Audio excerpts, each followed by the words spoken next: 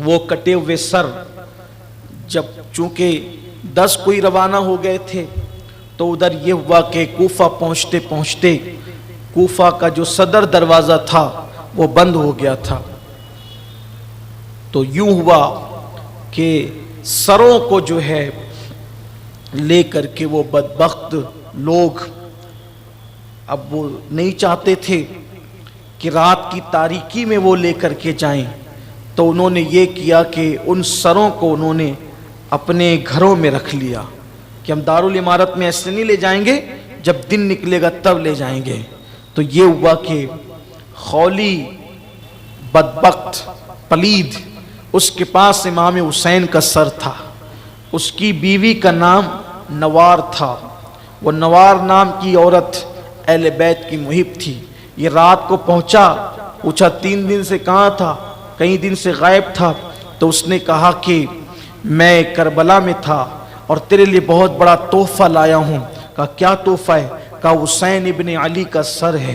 کہا استغفر اللہ، لوگ زیورات لاتے ہیں اور تو حسین ابن علی نواسے رسول کا سر لایا ہے. بدبخت، اگر رات کا وقت نہ ہوتا میں ابھی تیرے گھر سے چلی جاتی. جو نواسے رسول کا احترام نہ کرے میں اس کے ساتھ زندگی نہیں گزار سکتی. یزید کے حامیوں کی تھوڑی سی توجہ چاہتا ہوں. خدا کے لیے فرقہ واریت چھوڑو، تعصب چھوڑو. دیکھو 1400 سال کے بعد تم کہاں یزید کی حمایت کرنے لگے. یزیدیوں کی حمایت تو ان کی عورتوں نے بھی نہیں کیا. ان کے گھر اجڑ گئے، بیویاں گھر سے چلی گئی اور پھر اس نے کہا اگر رات نہ ہوتی تو میں چلی جاتی. مجھ پہ حرام ہے کہ اب میں تیرے بستر پر آؤں. اور اس کے بعد اس بی بی نے یہ کیا کہ امام علی مقام کا سر اس نے خولی نے جہاں رکھا تھا وہ وہاں گئی. وہ بی بی بیان کرتی ہے کہ نوار نام کی بیوی وہ بیان کرتی ہے کہ میں رات کو اس سر انور کے پاس کھڑی رہی اور درود شریف پڑھتی رہی تو میں نے کیا دیکھا کہ سر سے لے کر آسمان تک انوار ہی انوار تھے. اور وہاں پر پھر وہ بیان کرتی، امام ابو اسحاق اسفرائینی لکھتے ہیں کہ وہ کہتی ہے کہ میں نے دیکھا کہ میرے گھر میں چند بیویاں آئی اور ان سروں کی اس سر کی پیشانی کو بوسہ دینے لگی. میں نے پوچھا اور رو رہی تھی. میں نے پوچھا بیویوں تم کون ہو؟ تو انہوں نے ایک بیوی نے کہا کہ میں ہاجرہ ہوں، ایک نے کہا میں حوا ہوں، ایک نے کہا میں فاطمہ بنت محمد ہوں. اور وہ سب رو رہی تھی. اللہ اکبر. پھر صبح ہوئی تو ان لوگوں نے وہ قافلہ اور یہ قافلہ، سروں کا قافلہ اور یہ قافلہ، پھر انہوں نے کوفہ میں گھمانے کے پلاننگ سے جو ہے وہ کوفہ شہر کے اندر پھر یہ داخل کیا. اور جب وہ کوفہ میں لانے والے تھے تو اعلان کرتے تھے کہ کچھ لوگ باغی ہو گئے تھے، ہم نے انہیں قتل کر دیا، ان کے کٹے ہوئے سر آ رہے ہیں. یہ نہیں کہا حسین ابن علی کا سر آ رہا ہے، یہ کہا کہ باغیوں کا سر آ رہا ہے. ان کے بیوی بچوں کو ہم نے قیدی بنا دیا اور وہ جو قیدی ہیں اب ان کو بھی لایا جا رہا ہے.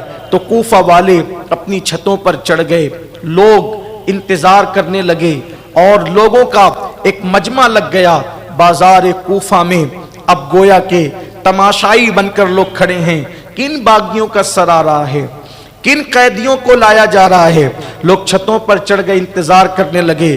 جب سر نیزوں پر بلند ہوئے اور نیزوں پر سر چڑھائے گئے تو اللہ اکبر، جب یہ قافلہ چلا تو لوگ دیکھ رہے تھے.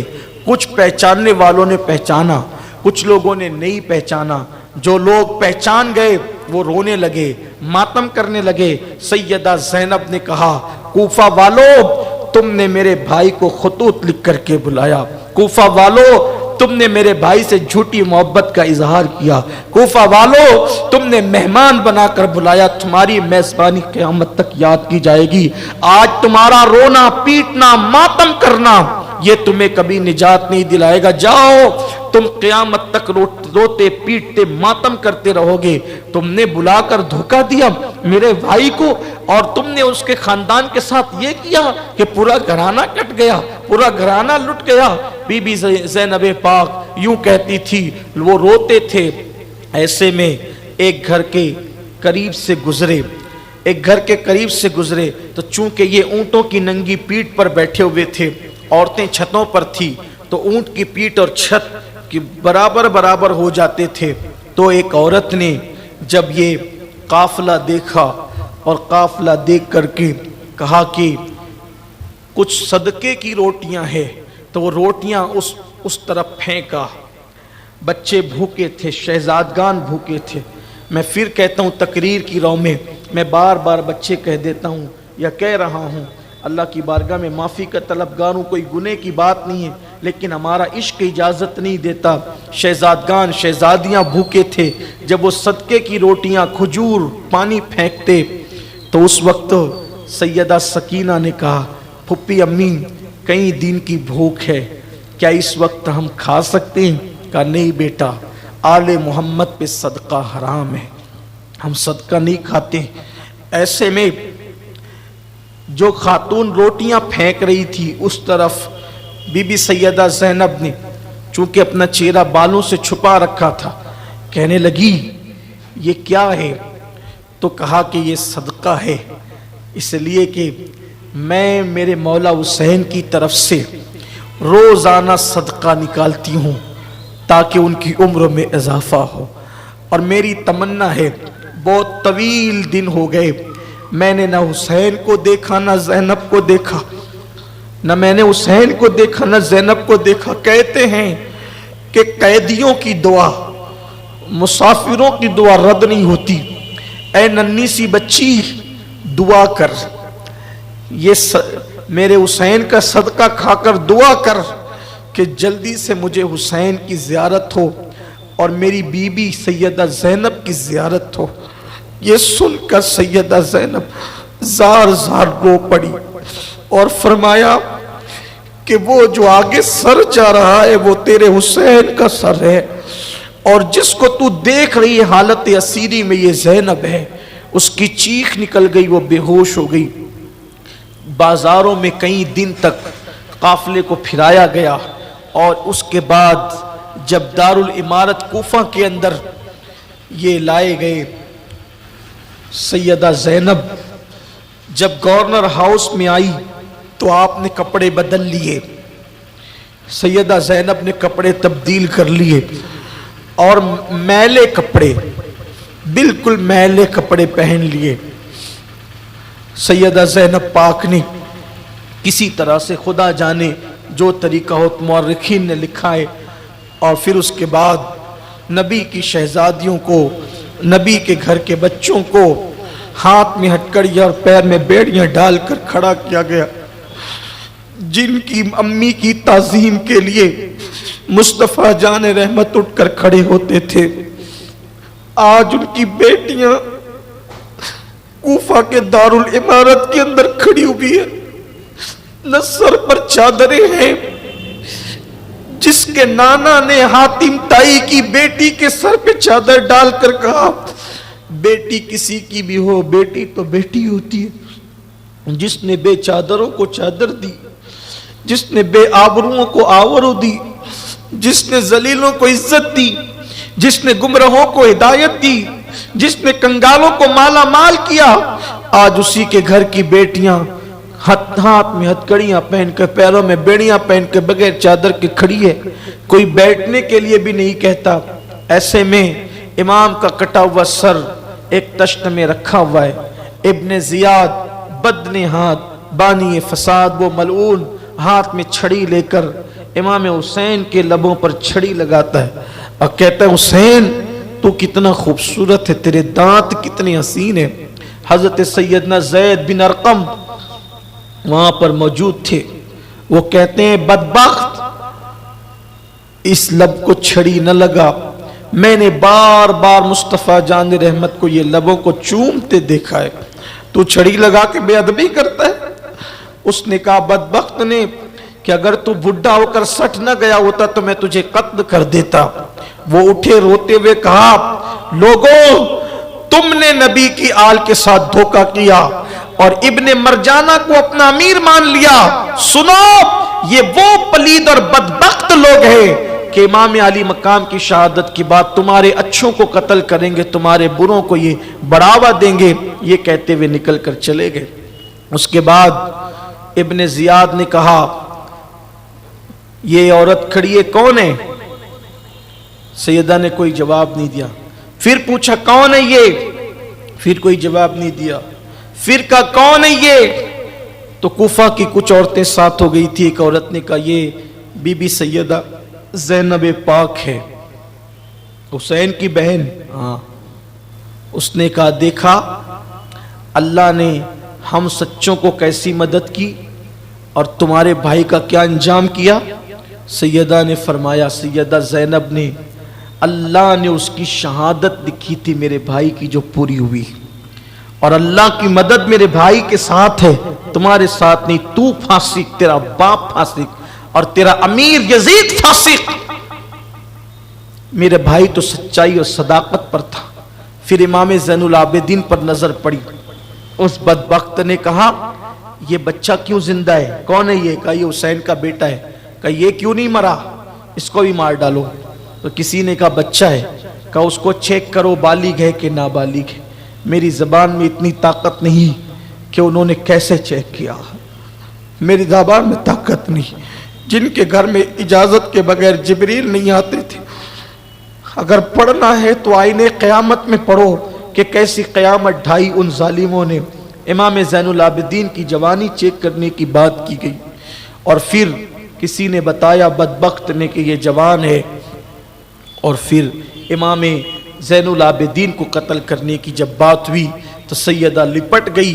کہا کہ میں تجھے اللہ کا واسطہ دے کر کہتی ہوں اگر اس کو قتل کرنا ہے تو اس کے ساتھ مجھے بھی قتل کر دے. امام زین العابدین نے بیمار تھے، ہتکڑیاں تھی، تھکن تھی، سب تھا. فرمایا شہید کر دو مجھے، لیکن ایک وصیت کرتا ہوں اس قافلے کے ساتھ کسی شریف انسان کو کر دینا تاکہ خیر و عافیت کے ساتھ، حفاظت کے ساتھ یہ بیبیاں مدینہ منورہ تک پہنچ جائے. کہتے ہیں کہ پھر اس کے بعد کچھ دن تک کوفہ کے قید خانے میں ان کو رکھا گیا. بعض مورخین نے لکھا ہے با اختلاف روایت کم و بیش 35 دن تک کوفہ کے قید خانے میں یہ رہے. آپ یہ نہیں سمجھے 3 دن کا کربلا، نہیں، 3 دن کا کربلا. یہ مشکلیں ہیں، یہ مصیبتیں اٹھائی ان لوگوں. یہ جو ہے نا کہ کربلا کے بعد لبوں پہ مسکراہٹ نہیں آئی. کیوں نہیں آئی؟ کوئی چھوٹا موٹا واقعہ نہیں تھا. 35 دن تک کوفہ کے دارالعمارت میں قید رہے. پھر یزید پلید کا خط آیا کہ ان کو یہاں بھیج دو، یہاں بھیج دو، یہاں روانہ کر دو. اب وہ 5000 سپاہ کے ساتھ، سپاہیوں کے ساتھ، اب یہ معاذ اللہ جنہیں وہ قیدی کہہ رہے تھے اس قافلے کو کوفہ سے ملک شام دمشق، جسے دمشق بھی کہتے ہیں، دمشق روانہ کیا گیا. جب دمشق وہ قافلہ چلا تو وہی نیزے پہ سر تھے. کم و بیش انہوں نے اتنے مقام پر پڑاؤ کیا اور ہر شہر جو بڑا شہر پڑتا تھا وہاں جو وہ گھمایا کہ دیکھو جس نے یزید کے ساتھ بغاوت کی اس کا انجام یہ ہوا، اس لیے جو بھی یزید کے ساتھ بغاوت کرے گا اس کا انجام یہ ہوگا. وہ سر لے کر کے گھومتے رہتے اور آگے بڑھتے رہتے. روایتوں میں آتا ہے کہ جب وہ سر لے کر کے چلے تو وہاں پر ان کو پڑاؤ کرنا تھا. ان کو ایک گرجا ملا. اس گرجے کو میں نے دیکھا ہے. میں جب ملک شام گیا 2005 میں تو میں نے اس گرجے کو دیکھا. وہ گرجا ملا، پتھر کا، بھی پتھر کا وہ بنا ہوا ہے. گرجا ان کو ملا. وہ گرجا کے پاس رکے اور وہاں انہوں نے پڑاؤ کیا. گرجا کا راہب کبھی باہر نہیں آتا تھا گرجا سے. اس کو کچھ محسوس ہوا، وہ گرجا سے باہر آیا اور گرجا سے باہر آنے کے بعد اس نے کہا یہ کس کا سر ہے؟ تو کہا یہ ہمارے نبی کے نواسے کا سر ہے. یہ کون لوگ ہیں؟ کہا یہ شیطانیاں ہیں. تو اس نے کہا تم کون لوگ ہو؟ کہا کہ انہوں نے بغاوت کی، معاذ اللہ ہم نے قتل کر دیا. کہا کہ کیسے لوگ ہو تم نے اپنے نبی کے بیٹے کا سر قلم کر دیا اور ان کی گھر والوں کو یہ انجام کیا تم نے. پھر اس راہب نے کہا دیکھو میری پوری زندگی کی کمائی 10,000 درہم ہے. پوری زندگی میں نے اتنا کمایا، یہ سب تمہیں دیتا ہوں. ایک رات کے لیے یہ سر مجھے دے دو، ایک رات کے لیے یہ سر مجھے دے دو اور ان سیدانیوں کی مجھے خدمت کا موقع دے دو. انہیں تو پیسے چاہیے تھے، 10,000 مل رہے تھے. 10,000 لے لیے، سر دے دیا۔ وہ راہی پوری رات اس سر کے سامنے کھڑا رہا، زلفیں صاف کی، گرد و غبار صاف کیا۔ امام علی مقام کے کٹے ہوئے سر سے اس وقت بھی خون کا اثر تھا، خون کا اثر اس وقت بھی تھا۔ اس کو پتھر پہ رکھا، وہ پتھر ابھی بھی گرجا میں موجود ہے۔ اب وہ گرجا نہیں، اب وہ مسجد ہے۔ تو جب میں گیا تھا تو مسجد ہی تھی، تو اس پتھر پہ رکھا تو اس پہ خون کا اثر تھا، آج بھی خون کا وہ اثر ہے۔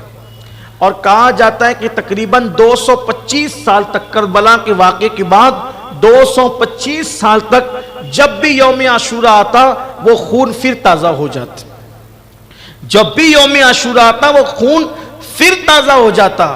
لیکن اس کے 225 سال کے بعد پھر وہ کیفیت نہیں دیکھی، لیکن خون کا اثر اب بھی اس پتھر پر موجود ہے۔ وہ میں نے اپنی آنکھ سے دیکھا ہے، اللہ شاہد ہے کہ ابھی بھی وہ خون نظر آتا ہے۔ اللہ اکبر۔ تو پھر اس نے غبار صاف کیا، خوشبو لگائی اور رات بھر کھڑا رہا، دیکھتا رہا انوار اس سر پر کیسے برس رہے ہیں، حتیٰ کہ صبح ہوتے ہوتے اس سر کی برکت سے کلمہ پڑھ کے مسلمان ہو گیا۔ امام کے کٹے ہوئے سر کی برکت، یعنی کیا اس نے خدمت کی، اس لیے کہ قدرت کو منظور نہیں کہ کوئی اہل بیت کی غلامی کر کے بھی جہنم میں جائے۔ اللہ نے ایمان کی دولت عطا فرما دی۔